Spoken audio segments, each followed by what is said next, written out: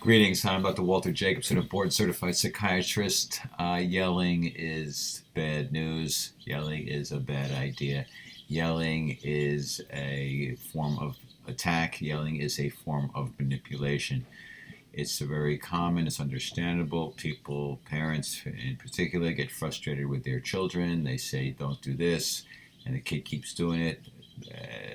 Or the parent says, please do this, and the child doesn't do it.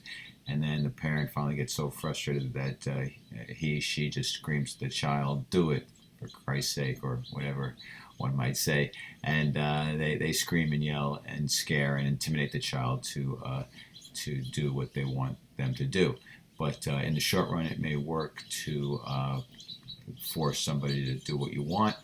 But in the long run, it's really not a good thing because it generates resentments, it generates anger, it generates grievances, it generates ill will, and usually over time it damages the relationship, sometimes irreparably, if you have nonstop abuse, which yelling is. Most people think that yelling isn't necessarily abusive. It's just they think it's an effective form of communication to get things done, and they don't realize that it really is very abusive. It's demeaning. It's attacking. It's it's shaming oftentimes, and it's not a good thing to do. So what we need to do is stop doing it. Yeah, we need to start catching ourselves when we're yelling and go, oh, wait a second, yelling, not good. Don't want to do that. Stop yelling.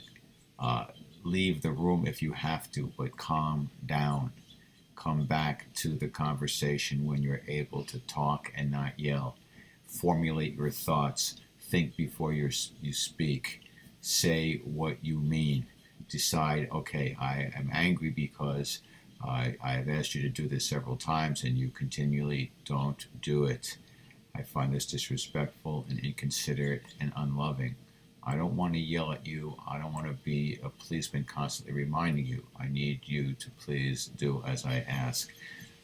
And then, of course, if this is a parent-child thing, it's much better to then put into play a consequence. If you continue to ignore my requests, or then there will be consequences of your actions. And so if you have consequences or punishments that you don't like, that you're not happy with, don't be mad at me. Be mad at yourself because you had the choice. You had the opportunity to do the right thing.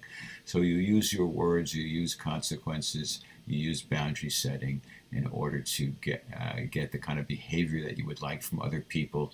You don't use anger, you don't use shaming, you don't use labeling and name calling to make people feel guilty or bad. You try to always be a good role model of right action, and you try to always communicate and negotiate for the greatest good of all concerned. Okay, thanks. Take care. Peace be with you. See you next time.